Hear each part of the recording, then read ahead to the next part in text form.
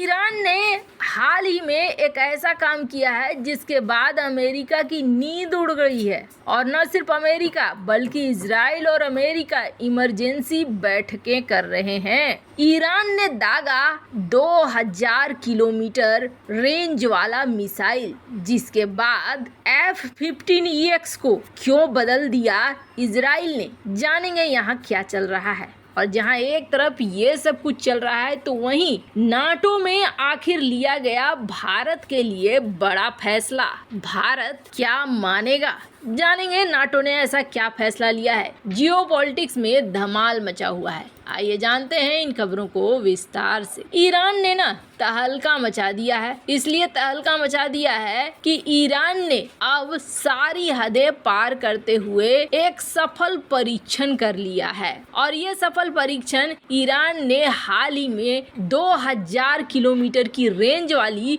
Ballistic missile का किया है। और ईरान साफ साफ कह रहा है कि ये मिसाइल मिडिल ईस्ट में मौजूद अमेरिका और इजराइल के बेस के लिए मैंने बनाया है और ये पूरी तरीके से तबाह कर देगा। हम लगातार ऐसी चीजें बनाते रहेंगे। ईरान के रक्षा मंत्री हैं मोहम्मद दरेजा अस्तियानी। इन्होंने कहा, ये हमारे दुश्मनों के लिए संदेश है, हम हर हाल में अपनी रक्षा करेंगे। वहीं हम अपने दोस्तों को बताना चाहते हैं कि इस क्षेत्र में शांति के लिए हम हर संभव कोशिश करेंगे। ईरान के इस मिसाइल के बारे में कहा जा रहा है कि 1500 केजी तक का वॉरहेड ले जाने में ये मिसाइल सक्षम है। और आपको बता दें, कहा तो ये जा रहा है कि ईरान ने इस मिसाइल को फारस की खाड़ी में गश्त करने वाले युद्धपोतों और पनडुब्बियों पर तैनात भी कर दिया है। नौसेना का कहना है कि खाड़ी में दुश्मन की जहाजों की गतिविधियों पर ईरान की आर्म्ड फोर्स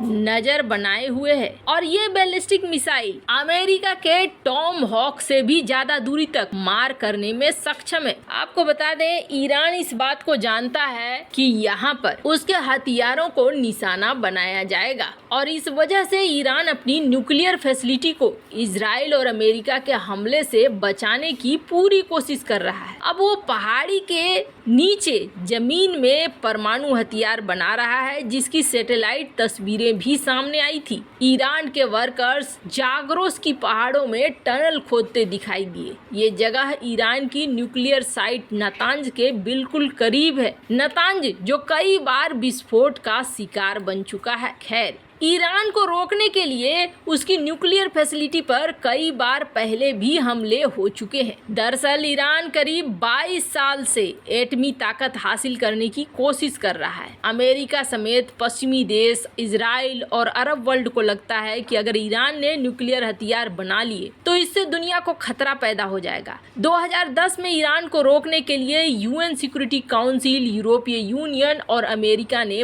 पाबंदियां लगाई थी और इनमें से ज्यादातर पाबंदियां अभी भी जारी है। अब जाहिर सी बात है, ईरान ने जब इस मिसाइल के बारे में खुलासा कर दिया है तो फिर इजराइल को भी फॉर्म में आना था। इजराइल के लिए तो ईरान वैसे ही सबसे बड़ा दुश्मन है, तो इजराइल ने भी तुरंत से दो चीजें करनी शुरू कर दी। एक कि इजराइल अमेरिका के साथ बैठक करने के लिए पहुंचा हुआ है और इस बैठक में मेन बात क्या होनी है? मेन बात होनी है दो देशों की, एक सऊदी की और दूसरी ईरान की। सऊदी की क्या बात होगी तो आपको बता दें, इजराइल और सऊदी के बीच में कथित तौर पर बातचीत चल रही है और सऊदी के जो प्रिंस हैं, कहा जा रहा है कि सऊदी के प्रिंस ये चाह रहे हैं कि फिलिस्तीन मामले में इजराइल अपने कदम को थोड़ा पीछे ले। और ऐसे में अमेरिका जो चाह रहा है कि सऊदी और इजराइल के बीच में दोस्ती हो जाए, जैसे कि UAE में हुआ था, तो उनके लिए एक संकट खड़ा हो रहा है कि फिलिस्तीन मामले में क्या इजराइल पीछे हटेगा। ये तो खैर बहुत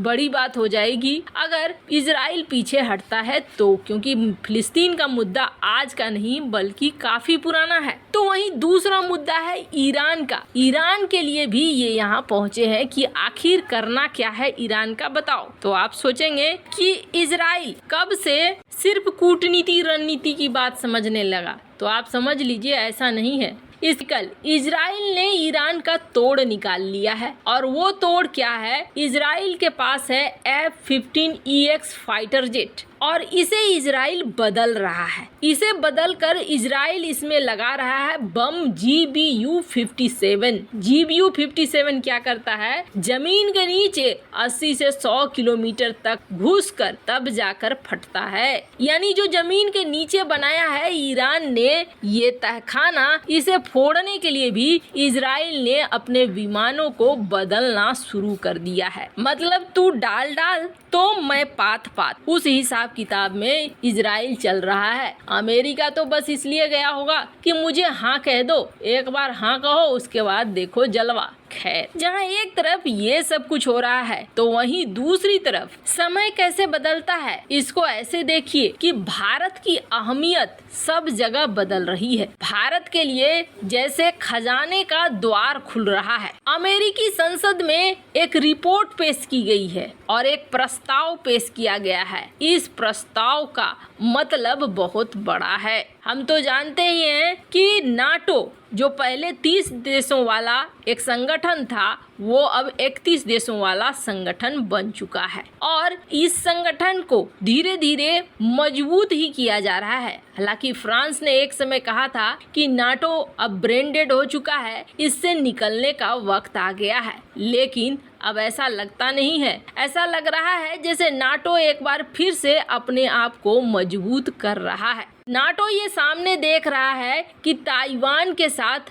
चाइना का झगड़ा होकर रहेगा, युद्ध होकर रहेगा और इसमें अमेरिका को उतरना होगा। और अगर अमेरिका नहीं भी उतरता है तो हिंद महासागर क्षेत्र में अमेरिका को हर जगह छोड़ना होगा, दक्षिण चीन सागर में भी छोड़ना होगा। दरअसल चाइना ये चीज बहुत अच्छे से समझ रहा है कि इस वक्त अमेरिका एकदम से चाइना के आमने सामने खड़ा है। अमेरिका को चाहिए मदद और अमेरिकी संसद में एक बिल आता है और इस बिल में कहा जाता है कि भारत को नाटो प्लस का दर्जा दो, यानी 31 देश प्लस भारत। अब भारत को नाटो प्लस का दर्जा मिलने से क्या फायदा होगा, आपको बता दें, कमेटी दो चीज कह रही है। एक चीज कह रही है कि चाइना से अगर मुकाबला करना है तो अमेरिका को G7 देशों के साथ अपने सहयोग को मजबूत करना होगा और क्वाड देशों के साथ भी अपने सहयोग को मजबूत करना होगा। और दूसरा प्रस्ताव में ये पॉइंट है